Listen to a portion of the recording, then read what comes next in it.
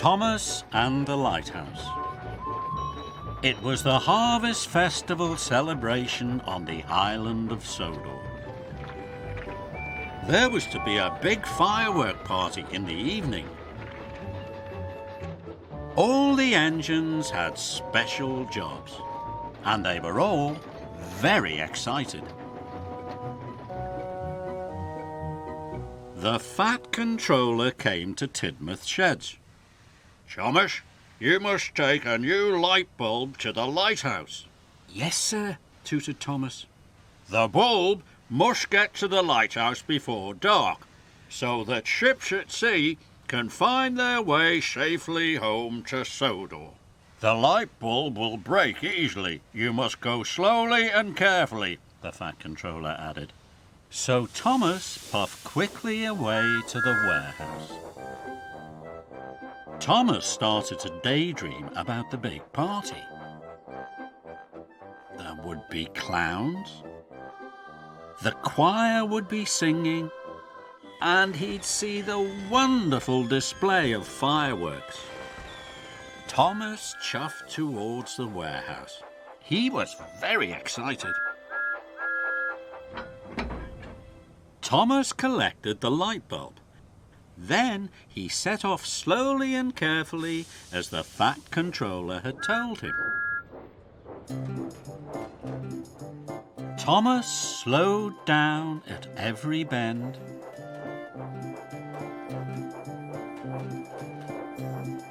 And chuffed carefully through every junction. Thomas stopped at a signal. Emily was there. She was pulling the merry-go-round. She was very excited. "The fireworks are going to start when it gets dark," she cried.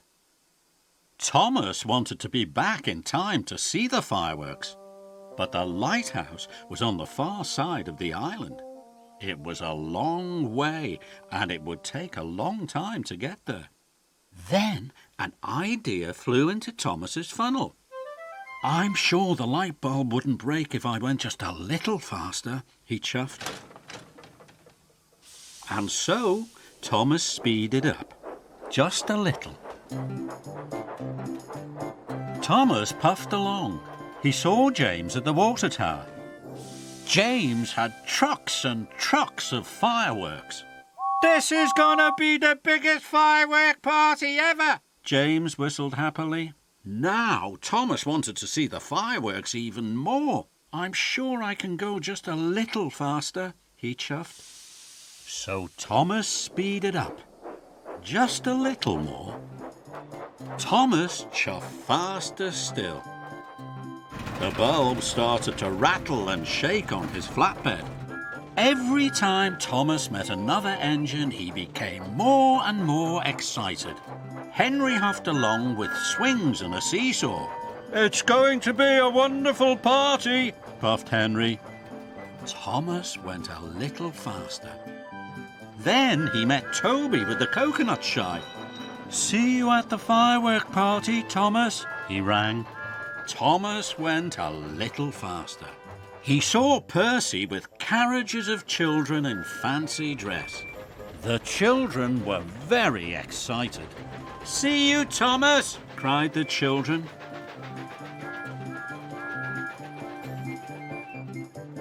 Now, Thomas wanted to be back for the firework party more than ever.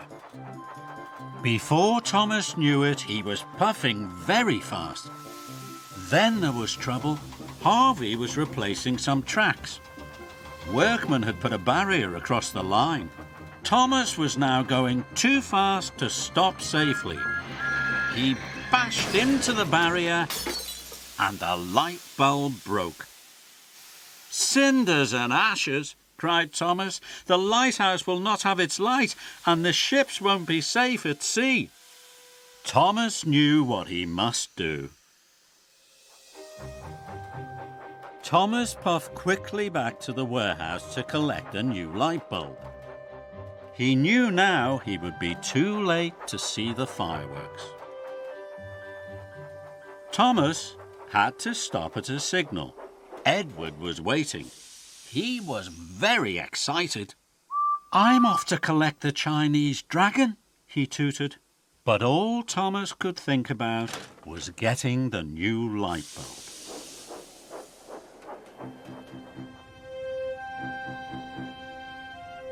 With the new light bulb safely on board, Thomas set off slowly and carefully.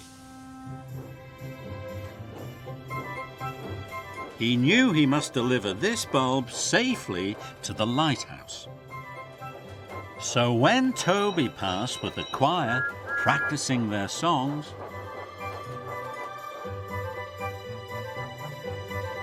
and when Edward passed with the Chinese dragon, Thomas didn't think about the firework party at all.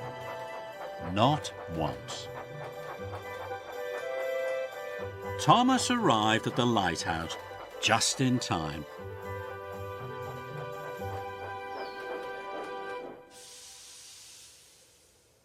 The bulb was quickly unloaded.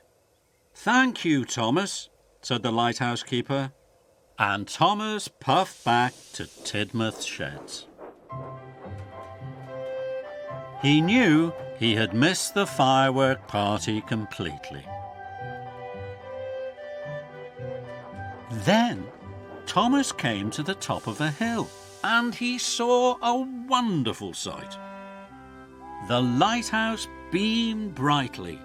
The ship's lights twinkled in the harbour, and the sea reflected the stars. And even though there were no rockets or Catherine wheels, Thomas thought it looked as wonderful as the fireworks. Skarloey storms through. In the summer, the high hills of Sodor are Skarloey's favourite place. There are flowers and forests and fields full of sheep and farmers who wave as Skarloey chuffs by. But in the winter, it's very different in the hills. There is rain and wind, and sometimes there are bad storms. One rainy day, Skarloey was delivering trucks of slate. He saw a farmer up ahead by the tracks. "There's an emergency," he shouted. "A big storm is coming. We have to get the sheep down from the hills. We need the engines to help." Skarloey wanted to help, so he puffed quickly away to the depot. He had to tell the other engines that there was an emergency. When Skarloey arrived at the depot, his friends Rheneas and Peter Sam were there. So was the Thin Controller. Skarloey told him about the storm. "First, you must collect the trucks and take them to the top of the hill," he said. "Then pick up the sheep and bring them safely down the hill to the farmers." "Yes, sir," peeped Rheneas and Peter Sam. They couldn't wait to get started. As Skarloey was being uncoupled from the slate trucks, there was a flash of lightning and a roar of thunder. Skarloey was scared of the thunder and lightning, but he didn't want to tell his friends. He didn't want to look silly. Rheneas and Peter Sam blew their whistles bravely as they puffed off to collect their trucks. Skarloey tooted his whistle as hard as he could, but it didn't sound very brave at all. The three little engines arrived at the bottom of the hill with their trucks. Then there was an even louder roar of thunder. Skarloey's wheels wobbled. He was very frightened. "Here I go," puffed Rheneas, and bravely he chuffed up the hill. "I'm coming too," tooted Peter Sam, and he puffed off bravely after his friend. Skarloey watched his friends disappear into the storm. He didn't feel as brave as the other engines. "I'm too scared to go up the hill with them," Skarloey puffed quietly, and with a sad puff of steam, Skarloey reversed down a siding and hid. Skarloey waited. He hoped no one would see he wasn't helping.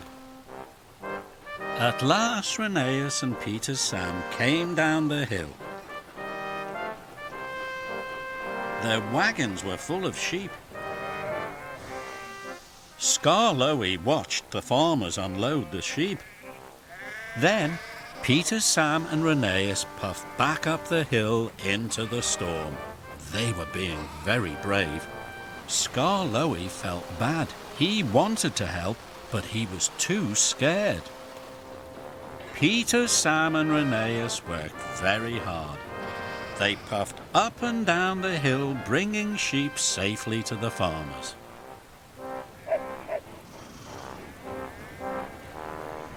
Then there was trouble. Peter, Sam and Rheneas had puffed up and down so many times they both ran out of coal. "There are still more sheep on the hill," wheezed Rheneas sadly. "What are we going to do?" chuffed Peter Sam. Skarloey looked at his two friends. They were very tired and very sad. Then he looked at the farmers. They were worried about the sheep. "If a big engine like me is frightened of thunder, the little sheep must be very scared," Skarloey chuffed to himself. "I wanted to help the sheep, I wanted to help the farmers, and I wanted to help my friends. But I haven't helped any of them. I've let them all down." He felt terrible. Skarloey puffed slowly out of his hiding place. Rheneas and Peter Sam were pleased to see him. "Did you collect lots of sheep?" Peter Sam asked. "We didn't see you," puffed Rheneas. Skarloey sadly told them what had happened. "I was too scared of the thunder and lightning to go up the hill with you," he wished. "So I hid and I watched you working. Because of me there are still sheep on the hill. So now I'm going up to collect them," he chuffed. There was another flash of lightning and a roar of thunder. But Skarloey didn't notice. He pumped his pistons and puffed off bravely up the hill. The lightning flashed around Skarloey and the thunder roared. But Skarloey wasn't scared. All he thought about was collecting the sheep and bringing them safely down the hill. Skarloey arrived at the top of the hill. The farmer was waiting. He was very pleased to see Skarloey. The sheep were quickly loaded into the trucks and Skarloey set off down the hill. It was very hard work, but Skarloey didn't give up. He chuffed up and down the hill until he had collected all the sheep. Skarloey felt very happy. "I'm braver than I thought," he wished, and he puffed proudly down the hill for the last time. Rheneas and Peter Sam were waiting for Skarloey at the bottom of the hill. "Well done," they tooted. They were very happy to see him and proud of their friend. "3 cheers for Skarloey," the farmers cheered. Skarloey smiled. "I didn't think I could do it, but I could." The lightning still flashed and the thunder still roared. But Skarloey was the happiest engine on Sodor. Thomas and the Storyteller. It was an important day on the Island of Sodor. A new library was going to be opened. Everyone was excited. There was going to be a ceremony with a brass band, a red carpet, and boxes of books. All the children and all the grown-ups loved reading books and listening to stories. A famous storyteller was going to tell the children a special story. All the engines wanted to collect the famous storyteller, but the Fat Controller chose Thomas. Thomas was excited.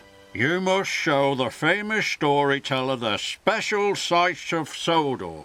Then she can make up a special story. She must arrive at the grand opening on time." "Yes, sir," tooted Thomas excitedly. "I know all the best sights." Thomas puffed over to Brendam Docks. He wanted to do a good job. Thomas arrived at the docks. He looked all around for someone famous, but all he could see was a lady with a notepad and a big box of biscuits. "Are you the famous storyteller?" Thomas asked. "I like to think so," said the lady. "You must be Thomas the Tank Engine. Will you please show me the sights of Sodor?" "Of course," tooted Thomas happily. So the famous storyteller hopped on to Thomas's footplate, and Thomas puffed away. "Pirates' Cove is not far from here. I shall take you there first," whistled Thomas. Pirates' Cove was full of caves and secret tunnels. Legend had it that pirates used to bury their treasure there. "You could make up a jolly good story about pirate treasure," wished Thomas happily. But on his way there, Thomas saw James. James was in trouble. "My coupling rod has snapped and I'm a guaranteed connection. My passengers have to arrive at Maithwaite Station on time." "I'm sorry," Thomas puffed to the famous storyteller. "I cannot take you to Pirates' Cove. I have to help my friend."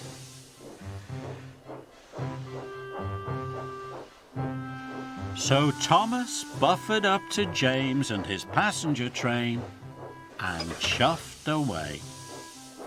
"Thank you, Thomas," cried James. Thomas arrived at Maithwaite just in time. "The ruined castle is just over the hill," said Thomas to the famous storyteller. "Now I will take you there." Thomas puffed as fast as he could. The ruined castle had tall turrets and a great big door. The old kings and queens of Sodor used to live there. "You could make up a jolly good story about kings and queens," puffed Thomas happily. But on his way there, Thomas saw Emily in a siding. She was looking sad. She was taking flour to the bakery, but her whistle had broken. It wasn't safe to work without it. "I'm sorry," puffed Thomas to the famous storyteller. "I cannot take you to the ruined castle. I have to help my friend." So Thomas buffered up to Emily and took her to the bakery. "Thank you, Thomas," cried Emily.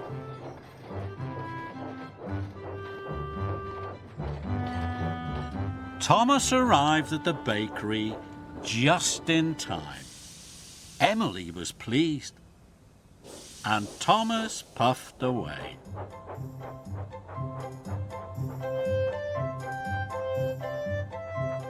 "Misty Valley is not far from here," chuffed Thomas. "Now I will take you there." He had heard Misty Valley was full of magic. "You could make up a jolly good story about magic," puffed Thomas. But on his way, Thomas saw Percy. A river had flooded its banks. Percy was up to his buffers in water, and his firebox had gone out. "I'm sorry," whistled Thomas to the famous storyteller. "I cannot take you to Misty Valley. I have to help my friend." Thomas chuffed into the water. The water came right up to his footplate. The famous storyteller had to stand on her box of biscuits to keep her feet dry. Thomas bravely buffered up to Percy, and he pushed his friend out. "Thank you, Thomas," cried Percy. But now it was time to go to the grand opening, and Thomas was late. "Cinders and ashes," wished Thomas. "I haven't had time to show any sights at all."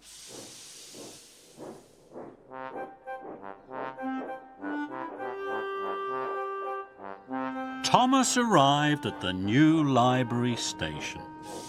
The Fat Controller was waiting.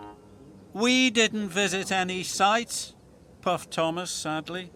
"I had to take James's passengers to Maithwaite Station, Emily's flour to the bakery, and pull Percy out of the water." "But it's a wonderful idea for a story," cried the famous storyteller. "I shall write all about your day, Thomas, and how you helped your friends." She was very excited. She cut the red ribbon in front of the new library and declared it open. Then the children and the engines all listened as the famous storyteller told them the story of her wonderful adventures with Thomas and his friends on the magical island of Sodor. Hector the Horrid.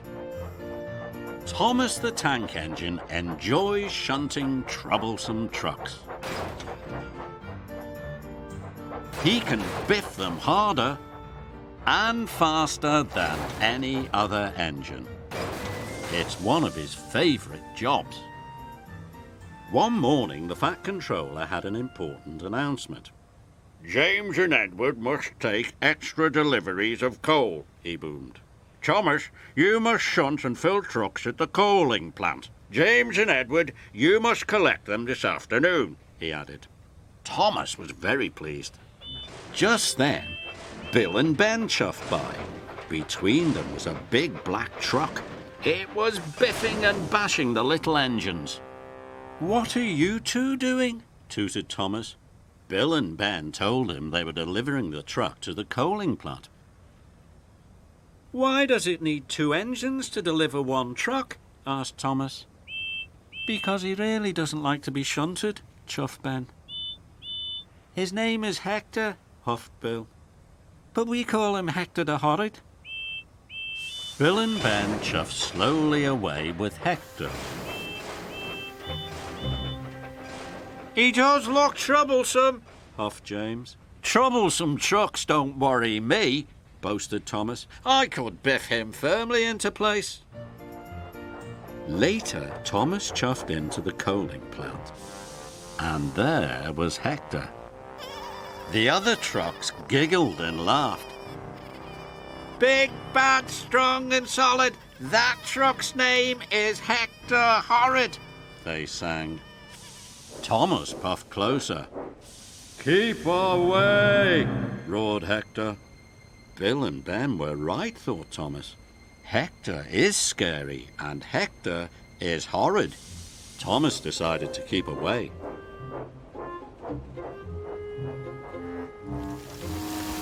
Thomas spent the morning shunting the other trucks and filling them with coal. All the time, Thomas could feel Hector the Horrid watching him. The plant manager came to see Thomas. "We need an extra large delivery," he said, "so Rosie is coming to help you. You must shunt and fill Hector, then add him to the back of James's train," he told Thomas.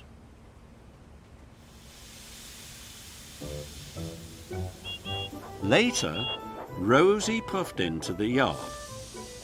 She saw Hector. "Do we have to shunt and fill that big truck, Thomas?" she asked sweetly.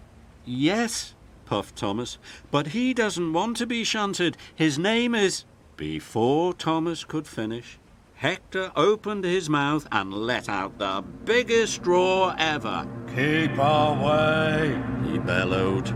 Rosie was so surprised that she shook from funnel to footplate, and she steamed straight out of the yard. This made Thomas cross. Hector had biffed and bashed Bill and Ben, he had shouted at Thomas, and he had frightened Rosie so much that she had puffed away.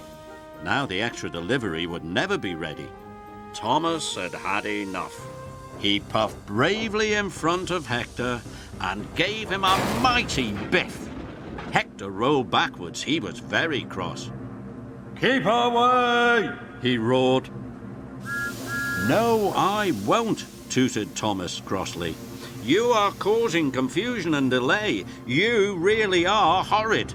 Then with one mighty biff, Thomas sent Hector rolling backwards into a set of buffers. Hector crashed off the track. Thomas felt very bad. He hadn't meant to knock Hector over. Thomas puffed up to Hector. Hector lay on his side, looking very sad. Now Hector didn't seem so horrid. "I'm sorry I biffed you so hard," wheezed Thomas. "But why don't you want to be shunted?" "Because I'm scared," moaned Hector. "Why?" asked Thomas. "I'm a new truck," he groaned, "and I'm scared because I haven't been filled with coal before. I don't know what it feels like. That's why I didn't want to be shunted." Thomas was surprised. Later, Rocky and the workmen arrived and lifted Hector back onto the tracks. Thomas wanted to help Hector. "Sometimes I'm scared when I have to do something new," he chuffed. "But coal isn't scary." Hector watched as Thomas rolled under the coal hopper. Black, dusty coal poured into Thomas's coal box. When the dust settled, Hector saw that Thomas was smiling. "See, it's not scary," tooted Thomas proudly. Now Hector was excited. "I'd like to be filled with coal too," he rumbled. "We must hurry," puffed Thomas. Thomas pulled Hector quickly under the coal hopper. Hector was quickly filled with coal. It felt wonderful. Then Thomas shunted Hector into place just in time.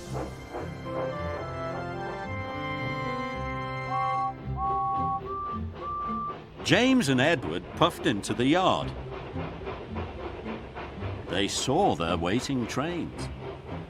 James was very surprised to see Hector at their back.